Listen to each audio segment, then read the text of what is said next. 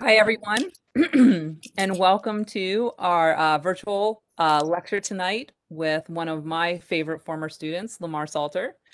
But before and one of my favorite current students, except for when it comes to grading, don't expect to have any favoritism in grading, but Yeah. the Jambar editor-in-chief, Kelsey Norris.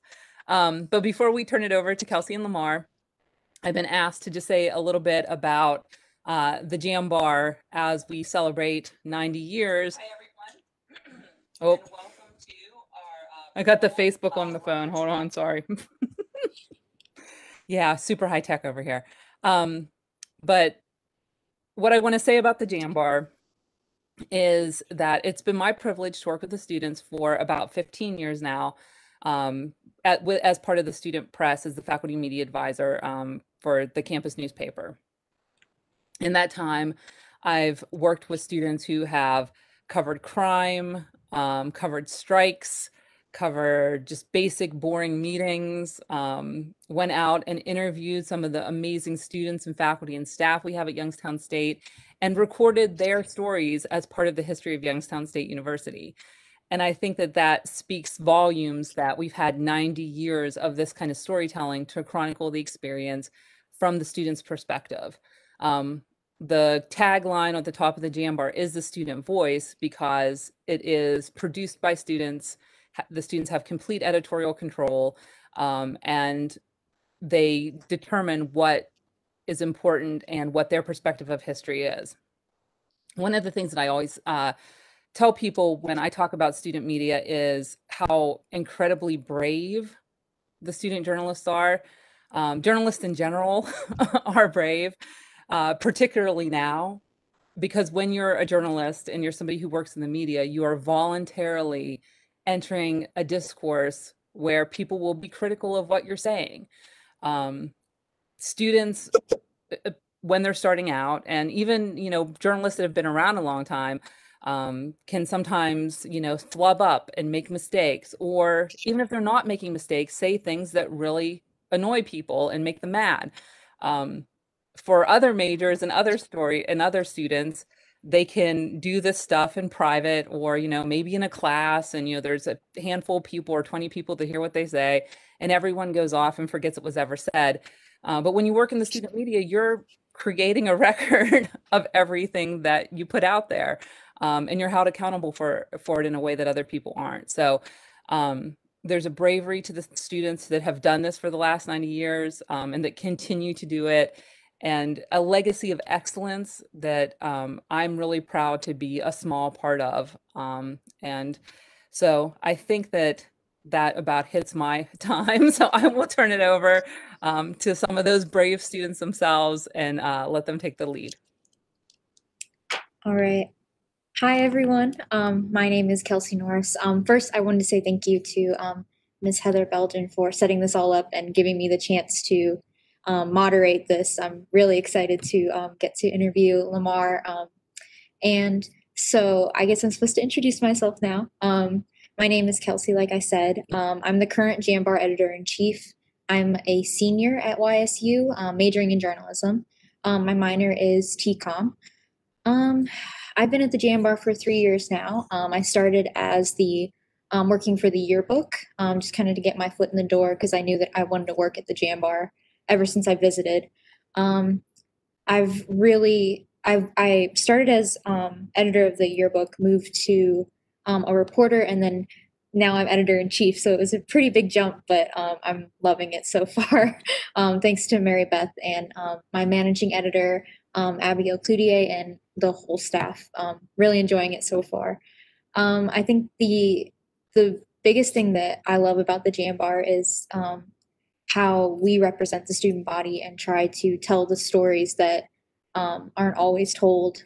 No one has enough time to meet everyone on campus. So we tell the stories of, the most recent one that I told was a student author. He published a book of poetry and it was has sold 500 copies in 6 months, which is kind of crazy to me. But anyway, a long rant about why I love the Jambar. But now I think that we are going to introduce Mr. Lamar Salter. Lamar is a producer at CNN for the digital productions team and a Youngstown, Ohio native. Before starting at CNN, Lamar previously worked as a senior producer at the nonprofit advocacy organization Global Citizen and the digital business news site Business Insider. He also worked as an associate producer at CBS News, NBC News, and WFMJ, the NBC affiliated broadcast station in Youngstown. So Lamar graduated with a BA in journalism from YSU in 2011. During that time, Lamar worked for the Jambar student newspaper as a reporter, a features editor, and eventually a managing editor. He also received his MA in English in 2013 from YSU, so great job coming back. While earning his master's degree, Lamar worked as a teaching assistant in the English department. So, Lamar, anything else you wanted to add to your introduction?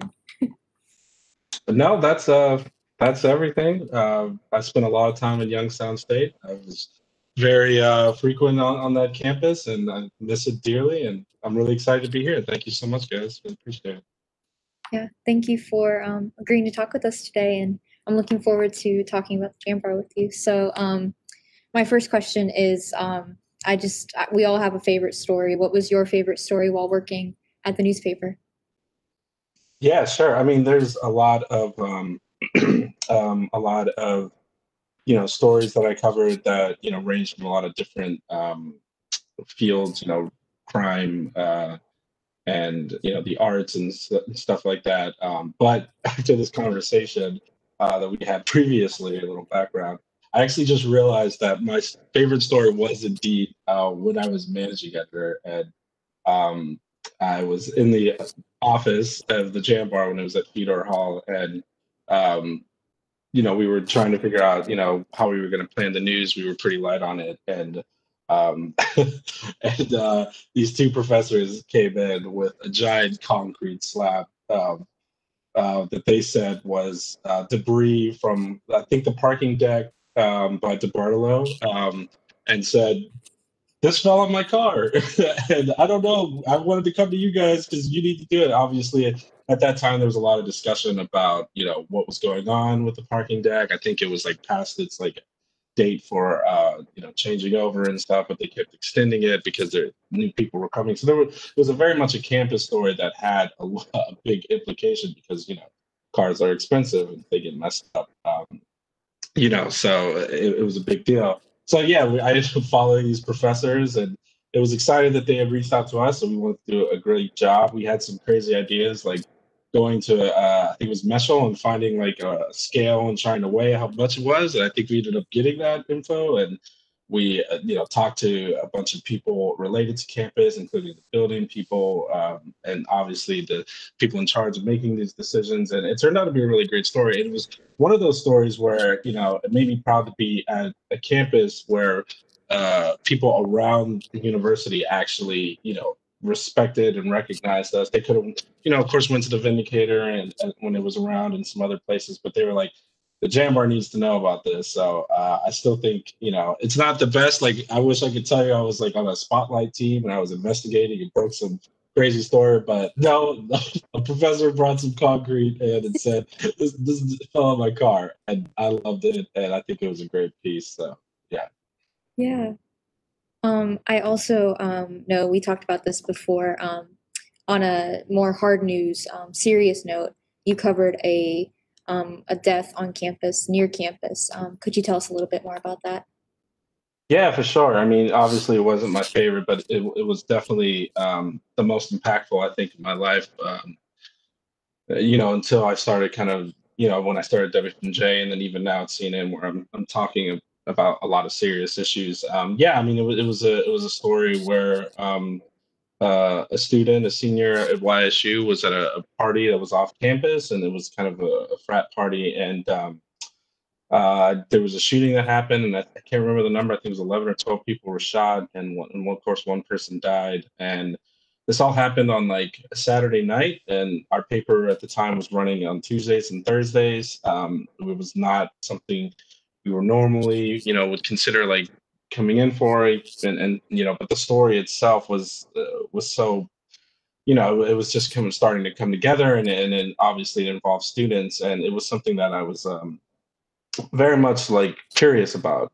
So I remember hearing about it on Saturday night, and the next morning we kind of checked the police reports and looked around to see what information we could find. We talked to some students and things of that nature, and I do remember it was, like I was saying earlier when we were talking, it was a Sunday, and it was a Super Bowl, and I'm a Steelers fan, and it was the Steelers win the Super Bowl, and I was very excited. Had some big plans, but this was just something that kind of took over everything. Like it was just so shocking to hear. I had never really covered, I covered like fires and stuff like that, but I never covered anything like this. And so when I just came to the Jambar because I didn't know what else to do, and I had some information already that was confirmed on the record, and then I of course talked to Mary Beth, I talked to Josh and the rest of the team, and people started coming in. I mean, people who were hoping to hang out really came in, like Doug Livingston and Chelsea, and people just came in to do whatever they could. We didn't have an idea of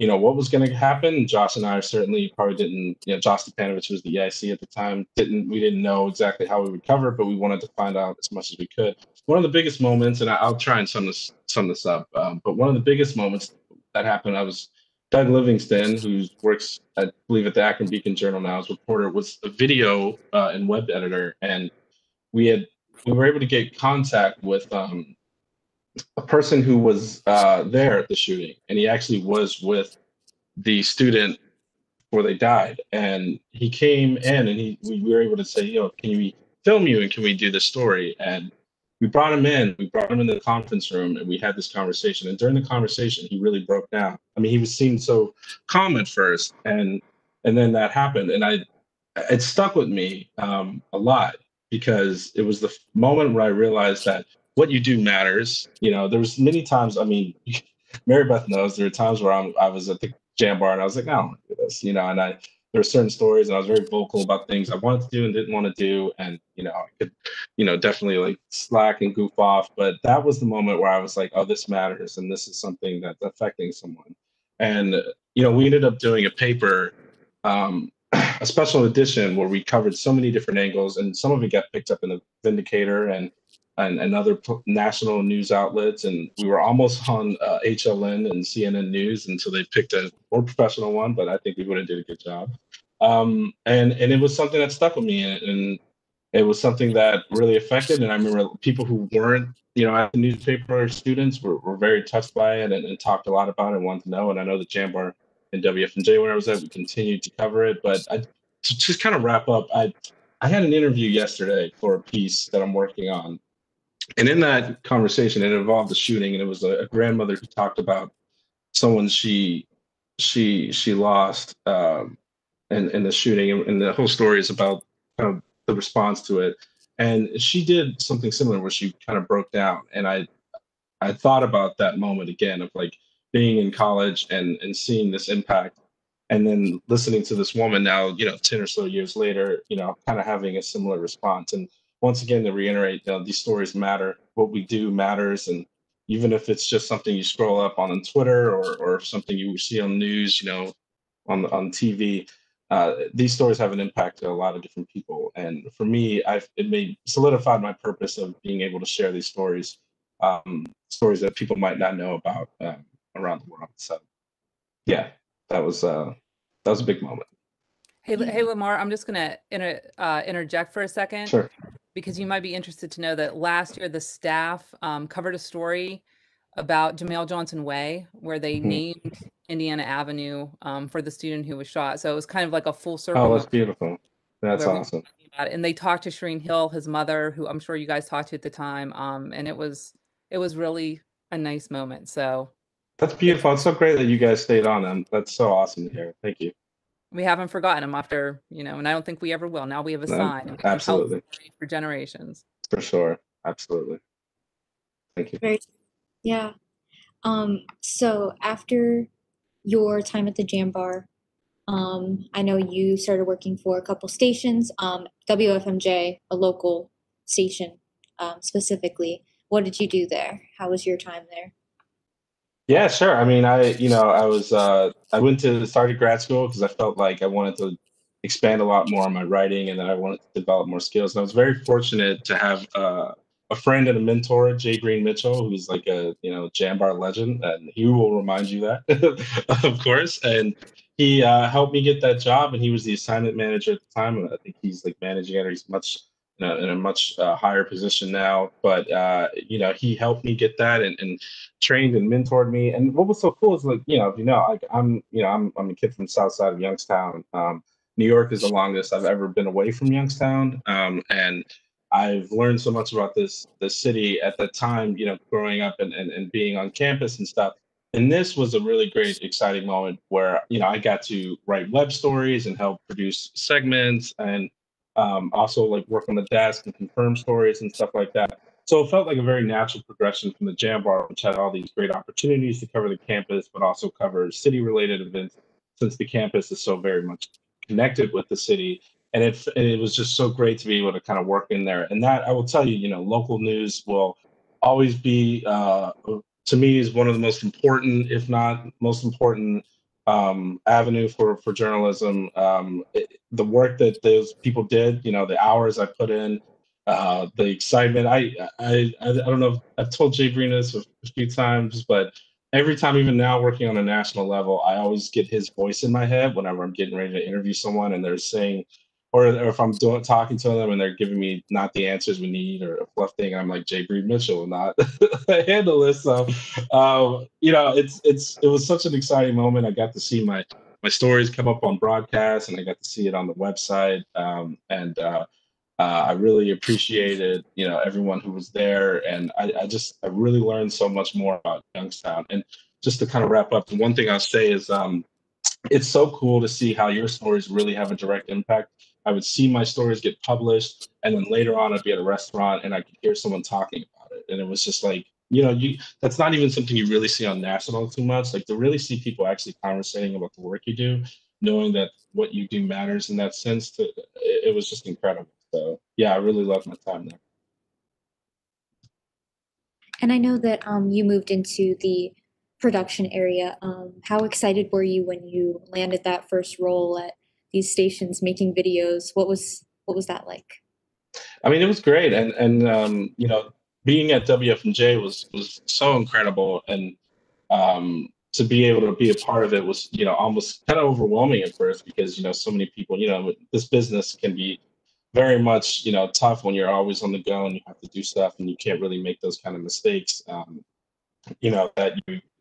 you expect on a student level when you're learning things. And then moving to NBC, was and in New York was such a night and day experience. It wasn't as hard hitting and as like frantic as it could be at WFNJ, but the level of like the audience and the reach that they had, and how you had to really figure out ways to kind of stand out among a sea of different internet publishers and broadcasts around the world was so incredible. And at NBC, I did a lot of background video editing and social editing. And when I went to CBS News, I was like helping pilot a 24-hour news service that was just like covering everything from like international events to like terrorist attacks and big votes and things of that nature. And it's definitely some of those things where you're like, if you're not really well trained on that level, like, you're going to get that training like in the worst way possible. If you make a mistake, or if you aren't, on the level where all these people are who are coming from all around the world to report the news. And I was once again just so appreciative of my time at the Jambar, because I felt like at that point I was ready to cover things, because I had already covered so much stuff and I'd already been so focused on making sure I could produce the right stuff and get the right information out. But it was definitely there's nothing like that first week in a newsroom where things are happening and you're like, oh, this is real. So yeah, luckily at CNN I've started at remotely, so I'm still in my apartment, but I'm sure whenever I go back, it's going to be that same feeling again. So yeah. Yeah. So the next thing that I wanted to talk to you about was as a two-time YSU graduate, you went back for your master's in English. Can you talk to me a little bit about the difference between like your first experience and why you went back. A little bit about that. Yeah, for sure. I mean, it was, I didn't know what my future was going to be. I was finishing up an internship in Columbus, Ohio, at the Ohio Newspaper Association. And I had thought about moving, and then I thought about just like working, locally if I could get a job and staying there. And I was friends with like Mary Beth in San Francisco, and I still communicated with them. And one of the ideas they were saying is that, if you want, you could continue your education and focus more on writing and there's an opportunity maybe to be able to have like your tuition reimbursed and stuff like that, or have it kind of covered if would consider help working in the teaching department.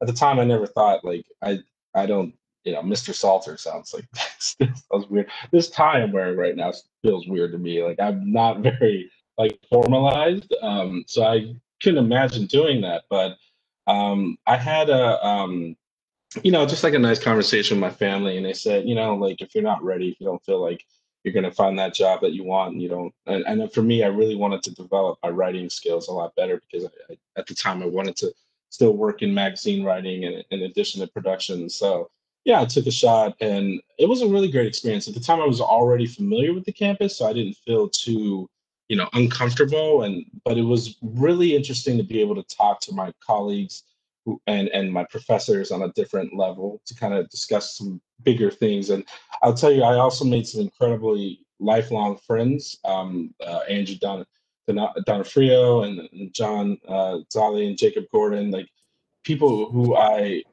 worked with in this program for 2.5 years, and I've still talked to every day. Teaching was incredible. I need to go from a guy who used to goof off in class to having students, and I have to tell them to stop goofing off. Was funny and bittersweet, but it was incredible to meet all these young students from all around the area who were like, learning writing, and they have all these different career paths, all this engineering and health and human services and stuff like that. And it was so wonderful to kind of meet all these people, that an experience that I don't think I would have had on campus as I was trying to learn in my undergrad. So I really enjoyed the program. Guy Shabat, who of course passed away a while back, was an incredible mentor and was my, guy to go to for the teaching program. I've learned so much from him, not just about writing and the importance of, management of a class, but also just life lessons about, what it means to be a teacher for students who, may need that kind of person in their life who can kind of guide them on, beyond just the academic level. So I've really enjoyed it. I would recommend it if anyone is, the English, the English department was wonderful to me. I'm sure it'd be wonderful for you for considering it. And it's a challenge. It's hard, but it's worth it in the end, I will say. So, yeah. Yeah. So we actually have a question from the audience. So I'll read that out to you now. It's from Dan Pompey. Sorry if I don't pronounce that right. But wait, Dan Pompili? Is it Dan? yes, Dan Pompili. Yeah, Yeah, sorry. go to the next question. Oh, Go to the next question. I'm just kidding. okay. Shots fired. So I love you, Dan. You know it. what are your thoughts on social media influencing and reporting? The importance of original reporting versus relying on social media to guide your reporting?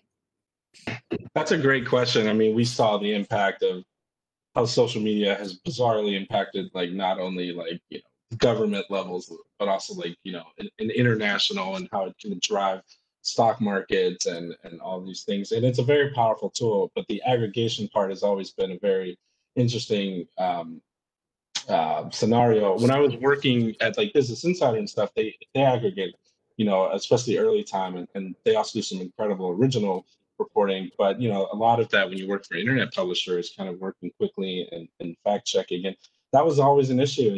Sometimes something would go viral and it may have not been true. Sometimes it might have been retweeted 200 million times and the story's not fresh anymore.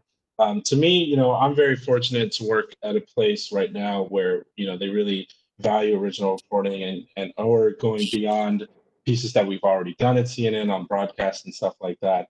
I will, of course, the obvious answer is always going to be like, I value original reporting. I think the role of journalism is to bring something new. But I will say that, to retain an audience, especially on a digital level, you have to be able to kind of follow the leads and report the things that you're seeing if you can verify it and stuff. I think social media is uh, it's a gift and a curse. Sometimes recently it seems like it's leaning more toward the curse part. But I was talking to the Youngstown Business Journal a few days ago, and I thought one of the interesting thing was like when you were back, the old classic stereotype about journalists of the kid standing on the street trying to read the paper. This has kind of been that extreme evolution of that. We have an opportunity to reach people at a way that we would have never been able to do it before. Like literally grabbing them on their phones. And I think that's powerful. And I've met some great friends on social media and stuff. But I also think that, there's a reliance on it that is dangerous if we don't recognize it. And I think in the end, it's always going to be who can come up with something new and fresh and original and impactful that will matter. So that's just my idealized like look at the world of industry of journalism. So yeah. Thank you, Dan, for your question. Our next audience question is from Jacob Gordon. How did your teaching experience help influence your work in the newsroom? Oh, Jacob, that's a good question. I'm gonna text Jacob after and say good job. That is, it changed a lot. Actually, one of the things that happened to me when I was at Insiders, I, became like a senior producer, and it was one of the first times that I was, like in charge of a team, and I was very overwhelmed by it. And I never really said it, but it was something very new to me because I was so focused on just like how can I be better, and it reminded me of when I was like a managing editor at the Jambar, and I was like I'm in charge of these people I hang out with, and it was, it was a very challenging period for me. But teaching was that moment where um, I felt like I was starting to understand the ways of talking to people without talking at people. I always think of Mary Beth actually, who was always someone who didn't really tell me I was wrong unless I was wrong, but like had a way of just kind of like guiding me, and I like as an advisor, just kind of saying, well, what about this? She would ask a lot of questions, and then I would just kind of come to the answer like in my brain, and I really tried to use that in my teaching, and now when I was at Global Citizen, when I was a BI, and I started, really managing people, and even now where I kind of quasi manage some associate producers, I really try and keep that focus and that understanding because, these kids are, they're young and they want to learn and they want to get better, and there's a lot of different ways to approach how to, see people improve, and I think for me, being that kind of advisor and that person, that teacher who can kind of like look at your work and say, how can we make this better? I think that helped. Like, I think that helped so much. And I'm really appreciative of, all of the people who helped me like learn. And I really love those students, even the jerks that didn't like me and wrote bad teacher reviews about me, maybe. But I really loved just that experience of just seeing how people can get affected by the way you kind of talk to them. So, yeah. Thank you so much, Jacob. And our next audience question is from Josh Stepanovich. Let that go. He asks, working on a national level, what are your thoughts on the recent attacks on the media? How do you and your team deal with such stress and all of that? Yeah, that's a great question. It was actually today there was a big conversation about that, and in one of the big meetings, and especially working at a place. I mean, just clearly working at a place like CNN, where it's been called out, by the president, by other people, as fake news. It's a little, it's a strange feeling. When I was at Business Insider, I went to President Trump's inauguration for the for a story, and I was on the National Mall and I watched the fight break out, and I had a camera and I was watching people like really get emotional, and it was really a big signifier of like what the next 4 years was going to be like, regardless of like whatever your political views are. And I'll never forget, like, someone pointed at me and he was like, "You have a camera. What media are you?" And I was like, Business Insider, and he's like, "Oh, I don't know what that is." And I was like, "You will." But it was one of those things that was really, kind of terrifying. We did a Facebook Live a few days ago with CNN, and there were reporters, who were trying to report from the Capitol riot, and there were people coming up and, like, getting kind of antsy, and it's scary. And just like Mary Beth said, it is very scary to be a journalist. It's probably more scary now than it's been in recent years. But it's also important. I mean, these people are scared. They're mean and they're angry because there's a reason. It's because we're telling the truth and we're reporting on things, and those things matter. We see how, the government and how all of these, even like Congress and stuff, how they react to news, to big breaking news. And it isn't always like, national news. Sometimes it's like a local news of like Rand Paul getting in a fight with somebody, like in his neighborhood. You know what I mean? So I think never has it been more important for our field. I think that will even continue as President Biden becomes, the guy up in the seat.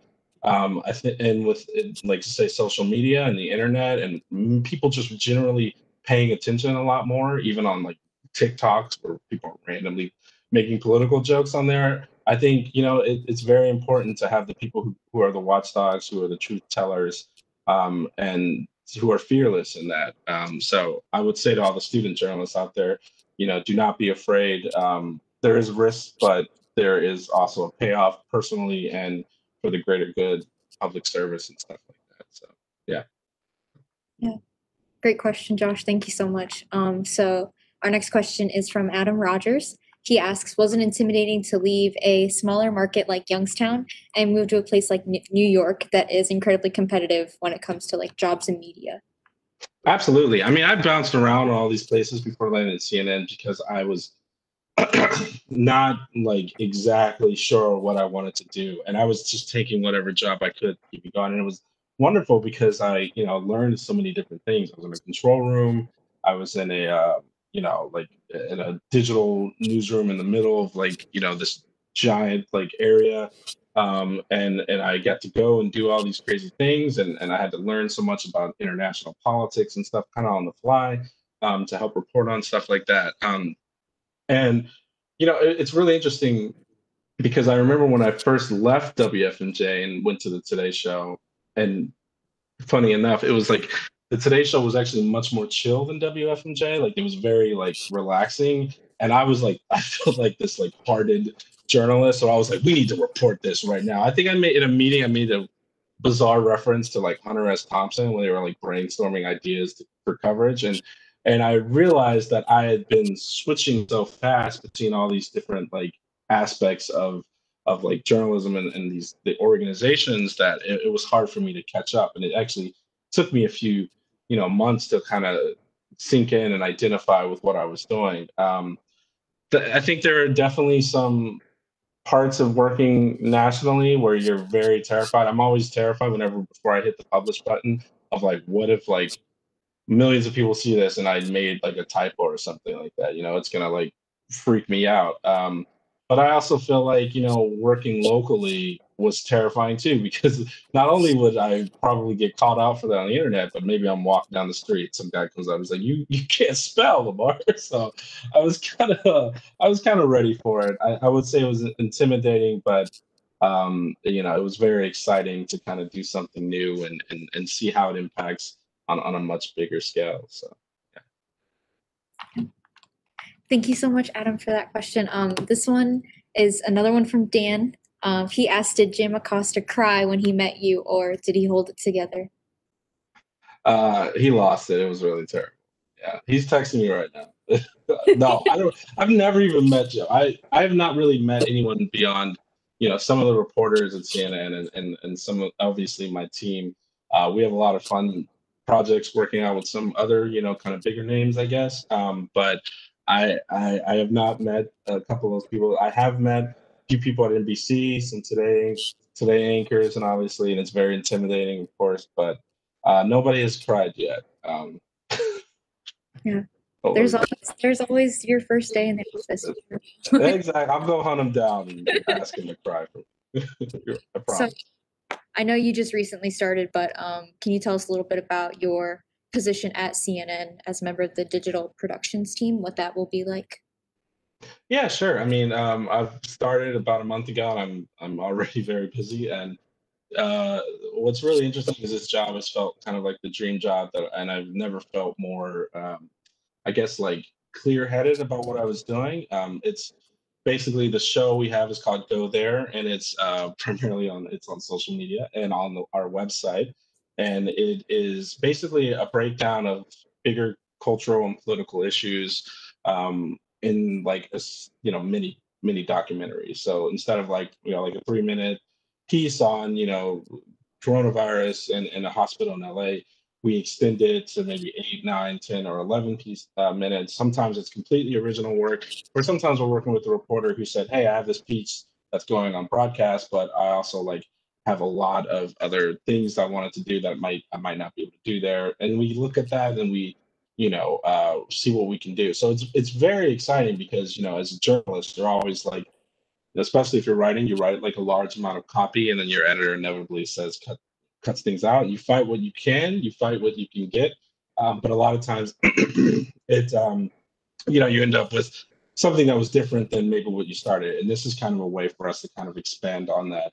So it's really exciting. I have a lot of original, excuse me, um, a lot of original pieces I'm very excited about, and I'm talking about issues that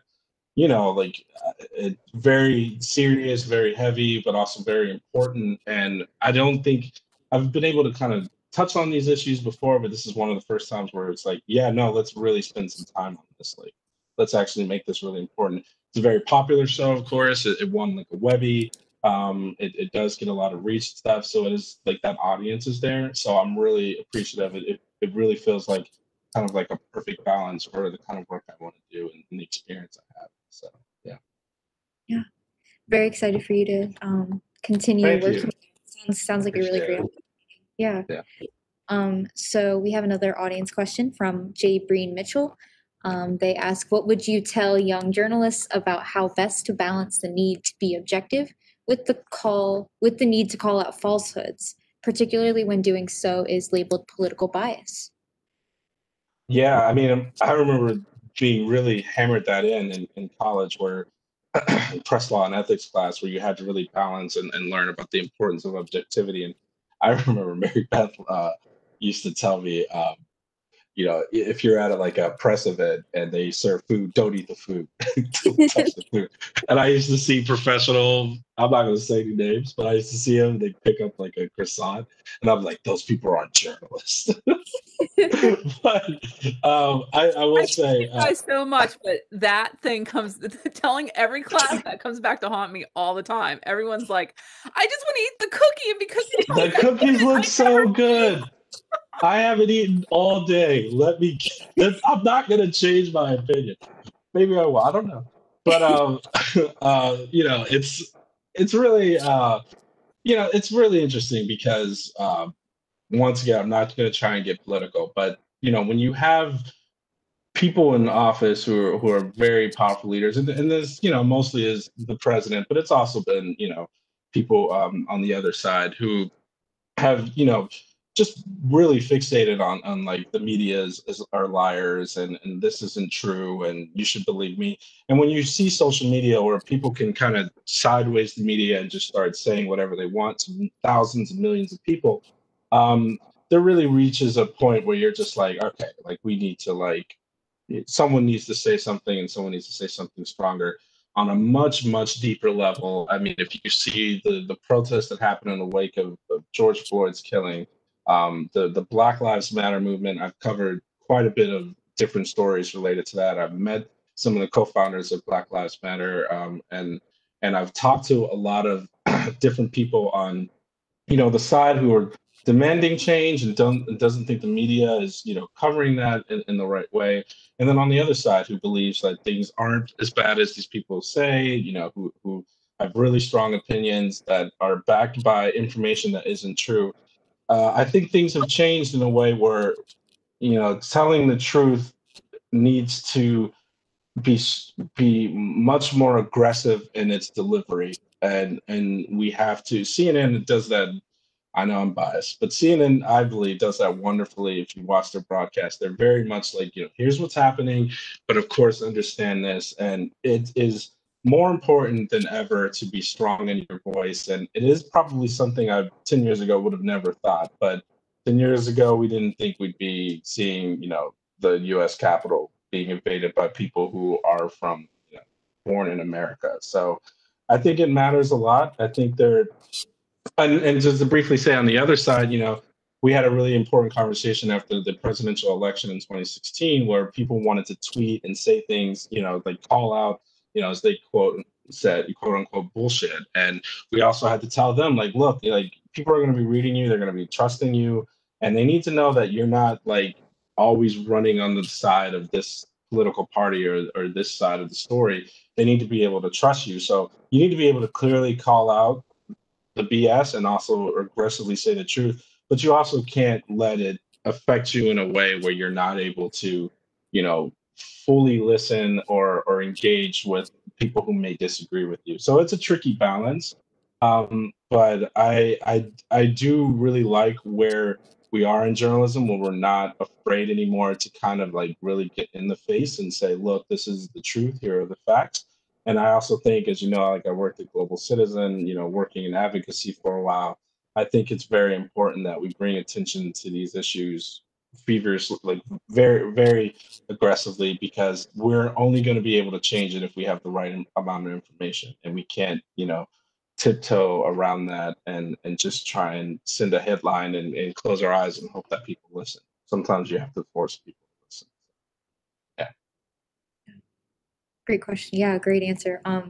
So I think this will probably have to be our last question. Most of the Jambar editorial board from your days listening in. Can you talk a little bit about the way the relationships you made at YSU have impacted your life?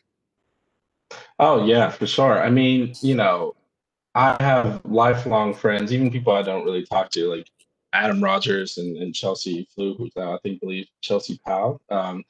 Who were people that, on a personal level, once again, as a kid who kind of grew up and went to Wilson and stayed on the South Side and didn't travel a lot, I met people who were very different, from different parts of the country, who were from, different backgrounds, and we became friends. And they were people I could rely on, and they were people I could talk to. And you know, Jay Breen Mitchell was a mentor and a friend who I still talk to, who still reaches out to me about big news. Josh Stepanovich, who our love-hate broy relationship still goes on till this day. And Brian Tina and Sam Marhulik, the other Chelsea and the other Chelsea Talega too. There were so many people I met who really had like such an important impact on my life, and who I learned more about myself from working with them. I'm still very much friends with Justin Turismo, who lives here in New York and is an assistant managing editor at CBS News. I still talk to Jordan Yule, who is in DC, and we've, in college, we either hated each other or we didn't. Joe Geezy, I briefly, would talk to and check in with. And I always think a lot about like those days where we were just sitting in the Jambar, sitting on that old couch that we probably should have got rid of, and just talking about everything, not just like the importance of these stories and how we publish, but also just like learning about where they came from, people coming from the country or people coming from California or something like that. It was incredible, and I did never expect that. And now in New York, it's so crazy. Like my best friends are like from like Nicaragua, and there's people who are like from Africa and stuff who have all these different perspectives. And it's been so wonderful to like learn all about the world through these people. So I will say, I dearly miss everyone, and as much as I could sound grumpy, I'm probably much more chill now.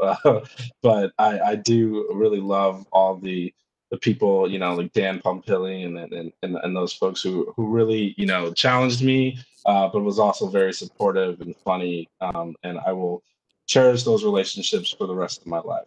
So, yeah, I'll probably miss someone else. You can just text me later and tell me how terrible I am. Sorry. Emily's on here too, and oh man, Emily. Well, see, the thing about Emily is like Emily. Nothing with Emily. It never felt like I ever stopped talking to Emily. She sends me a Christmas card every year. A Christmas card every year. She has the most photogenic cat I've ever seen in my life. It is incredible. So I'm sorry, Emily, I missed you, but I mean, honestly, we still talk. So I think we'll be okay. Yeah, Lamar, was there anything else that you would like to say in closing about your time at YSU, the Jambar, anything like that? Yeah, I mean, I would just say, thank you so much really for letting me speak, on the 90th anniversary. The Jambar literally changed my life. Like I was, a kid and who came to Youngstown State. I didn't really know what I wanted to do. I heard to go to this meeting, learn about the Jambar, and it's easily the best decision I've ever made. I made some incredible friends. I've had some experiences that I will never forget. And so all those young students out there who are either thinking about the Jambar or if you are at the Jambar, please take advantage of this opportunity as much as you can.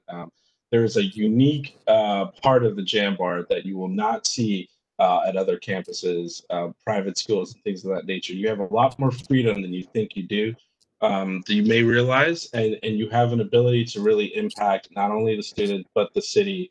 So please do as much as you can. This industry is changing every 20 seconds, but journalism will always be there. And it will always demand the best out of you. So try and learn and figure out how to be the best you can be while you're learning in college. So thank you to everyone. I will love and cherish all of you for everything, and I will think about you in every story I ever do. And good luck to all of you. So, yeah. Lamar, thank you so much for being here and talking with us and sharing your experience. And thank you to all of our Facebook Live streamers, everyone who is watching and sending in questions. You are definitely a very inspirational. I'm going to interrupt you for a second while you're wrapping up, because I want to point out that, in Lamar's been 10 years since you've been around, something like that, like 15, whatever. So pay attention to this, Kelsey, because in 10 or 15 years, you'll be in this situation, and all of the people around you in the newsroom now will be showing up as Lamar's people have done tonight on Facebook, and both cheering him on and harassing him relentlessly. And and he deserves it. But I'm just really, I'm just gonna say I'm just really proud of you, Lamar, and I'm proud of that whole group of students. There was something really special in the basement of Fedor, and I'm just thrilled that you were able to join us. And I'll sign off and let Kelsey finish wrapping up. But I couldn't. I had to say hi to everybody too. I'll shut up now. Yeah, thank you, MB. So yeah, thank you so much. And before we wrap up, the next alumni lecture series program is on Thursday, January 21st at 7 p.m. Be sure to check this one out. It's featuring Dave Lalama from 1976. That's when he graduated. He is a renowned jazz musician and professor of music at Hofstra University. So he'll be sharing some career advice and the importance of his YSU experience in an engaging video. It'll be produced by the newly formed YSU Jazz Alumni Group. So, Lamar, thank you so much. Thank you, guys. Thanks, everyone. Really appreciate your time.